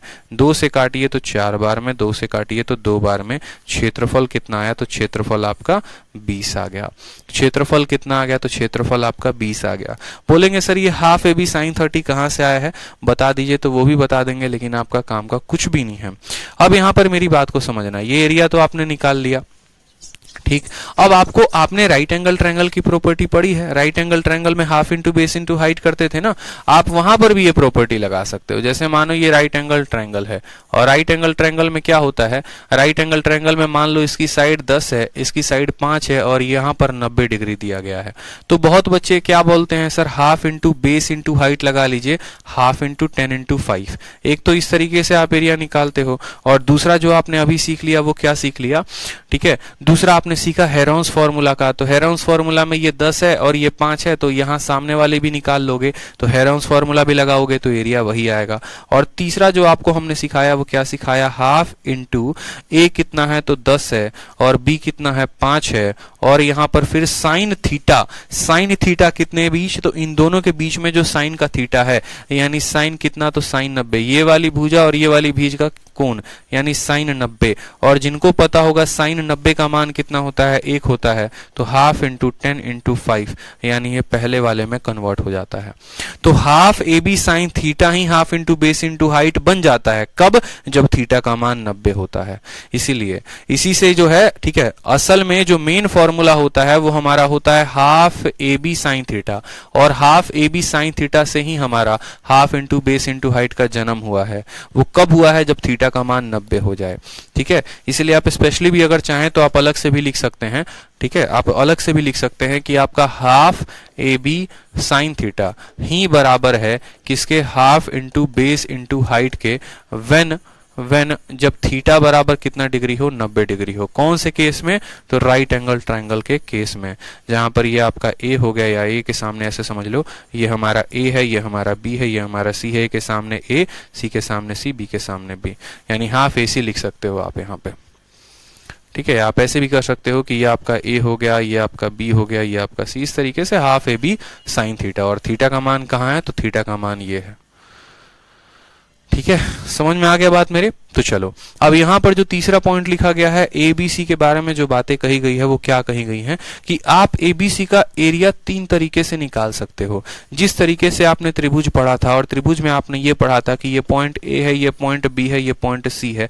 अगर हाइट इसका दिया गया होगा h1 नाम का, तो एरिया निकलेगा हाफ इंटू बेस क्या है तो BC है, और हाइट क्या है h1 है, तो ऐसे निकालेंगे। अगर हाइट h2 दिया गया होगा तो हम लिखेंगे हाफ इंटू बेस क्या है तो बेस हमारा AC है, तो लिखते थे AC हो गया, और उसका हाइट क्या हो गया h2, तो h2 लिखते थे। अगर यहां से हाइट दिया गया है h3 नाम का, तो बोलेंगे सर हाफ हो गया, बेस कितना हो गया AB हो गया, और हाइट कितना हो गया h3। मतलब एक ही त्रिभुज के एरिया निकालने के 3 अलग अलग तरीके से लिख सकते हैं। उसी तरीके से यहां पर भी इनको 3 अलग अलग तरीके से लिखा जा सकता है। कैसे 3 अलग अलग तरीके से लिखा जा सकता है, तो वो देखो। जब आप ए को लेंगे और जब आप बी को लेंगे तो आपको ये वाला कोण लेना पड़ेगा। तो वही बातें बोली गई हैं, हाफ इंटू ए इंटू बी, और साइन का किसका, साइन का सी। जब आप ए को लेंगे और सी को लेंगे तो आपको ये कोण लेना पड़ेगा, तो इसीलिए हाफ इंटू ए इंटू सी, और ये वाला कोण क्या है, साइन का बी। और जब आप बी को लेंगे और सी को लेंगे, जब आप बी को लेंगे और सी को लेंगे तो आपको ये कोण लेना पड़ेगा, यानी half into B into C into sine of A. ठीक है, कुछ भी दिया जा सकता है, इसलिए ध्यान रखना है। तो ट्रायंगल के एरिया निकालने के बार बार बता रहा हूं 3 नियम। अभी फिलहाल पहला नियम पढ़ा half into base into height, कहां पर, जहां हाइट दिया गया होगा। दूसरा नियम पढ़ा हेरोन्स फॉर्मूला, कहां पर, जहां पर सिर्फ साइड दिए गए होंगे। और तीसरा half into base into height, कहां पर, जहां 2 साइड दिए गए होंगे और एक एंगल दिया गया होगा। ठीक है, तो चलो मुझे बताओ, यहां पर 2-3 सवाल मैं आपसे पूछ रहा हूं। सवाल नंबर 1 हो गया, ठीक है, सवाल नंबर 1 हो गया। यहां पर 60 डिग्री दिया गया है, इसका मान हमारा 5 है और इसका मान हमारा 8 है। हमें बताना है ट्रायंगल एबीसी का एरिया कितना होगा। आप मुझे बताओ ट्रायंगल एबीसी का एरिया कितना होगा। सभी स्टूडेंट से मुझे आंसर चाहिए, ट्रायंगल एबीसी का एरिया कितना होगा। साइन की मान कैसे करे भैया, ट्रिग्नोमेट्री पढ़ोगे तो साइन का मान पता चलेगा। थोड़ा बहुत इतना याद रखना है, साइन 30 का मान कितना होता है, साइन 60 का मान कितना होता है, इतना भी अगर नहीं पता है तो कैसे काम चलेगा बताओ। फिर तो बचपन से कुछ पढ़कर ही नहीं आए हो, सीधा इसे आ गए हो सरकारी नौकरी की तैयारी करने, बताओ हैं, ऐसे काम चलेगा बताओ। साइन 30 का भी मान अगर नहीं पता है तो कैसे काम चलेगा फिर। बचपन में क्या कर रहे थे ये बताओ पड़ोसी पे ज्यादा नजरें थी हैं, इसीलिए माँ बाप कहते हैं बेटा पढ़ लो, तो तब तो नहीं पढ़ा जाता है।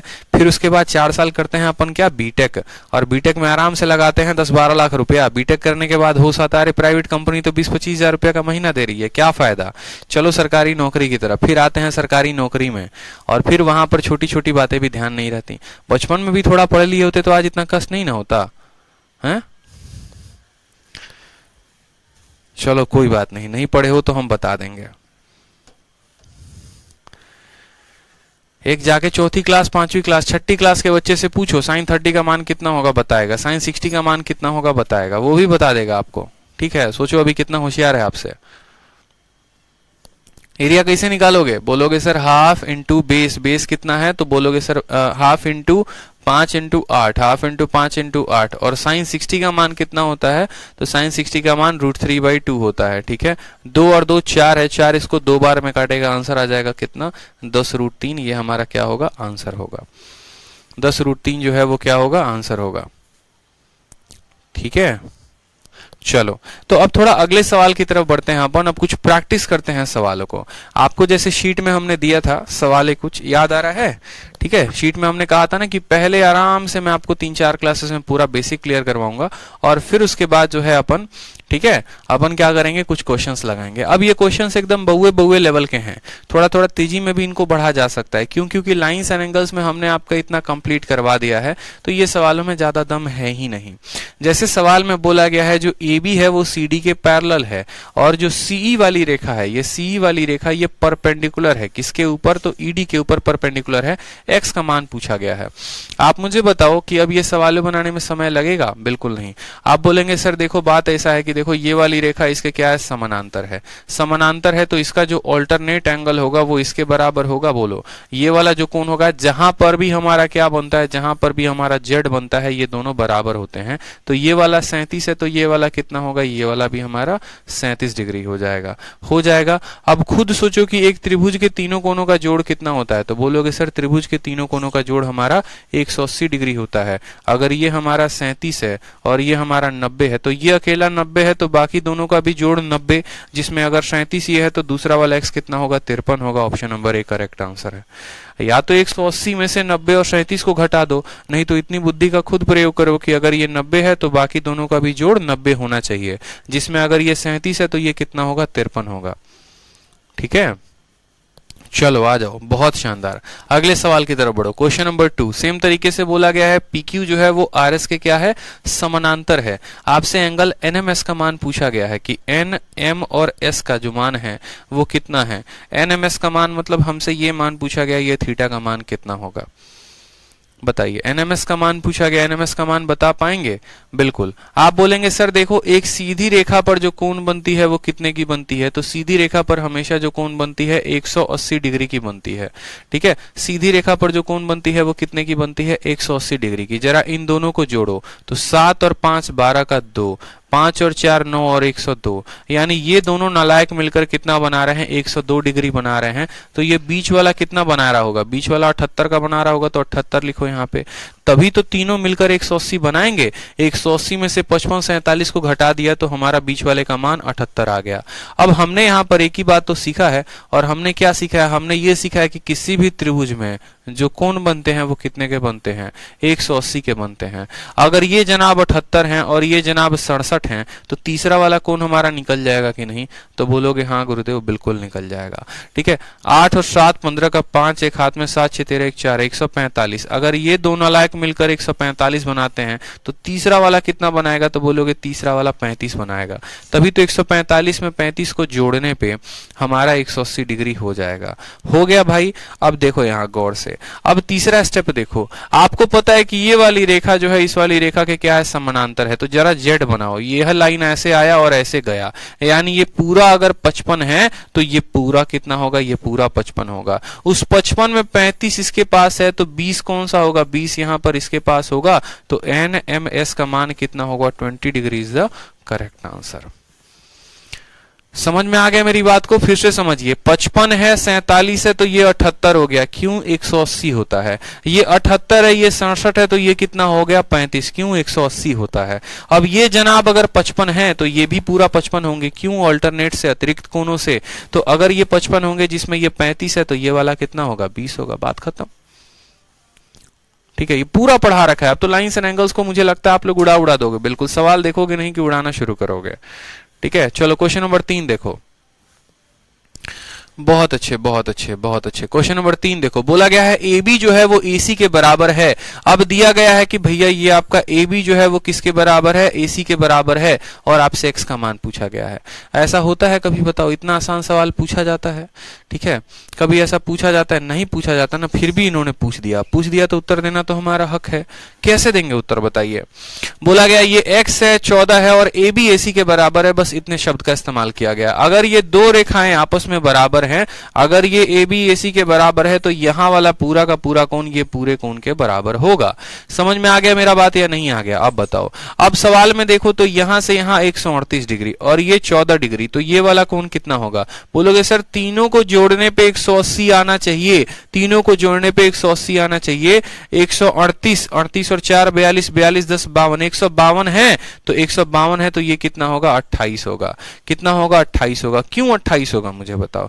इसलिए 28 होगा क्योंकि सीधी रेखा पर कोण 180 की बनती है। 138 ये लेके बैठा है, 14 ये लेकर बैठा है, यानी 152 तो यही लोग लेकर बैठे हैं। 52 में 8 जोड़ोगे तो 60 हो जाएगा, 20 जोड़ोगे तो 80 हो जाएगा। इसका मान 28 आ गया। ठीक है, अब बोला गया सवाल में ये जो ए बी वाली रेखा है ना भाई मेरे, ये ए बी वाली रेखा इस ए सी वाली रेखा के बराबर है। अब ए बी और ए सी बराबर है मतलब ये पूरा कोण, ये पूरा कोण, ठीक है, देखो यहां पर कौन सा वाला पूरा कोण, तो ये ए बी, ये 28 और 14, 28 और 14 कितना होता है, 42 होता है। 28 4 32, 32 10 42, ये पूरा 42 इस पूरे 42 के बराबर होगा।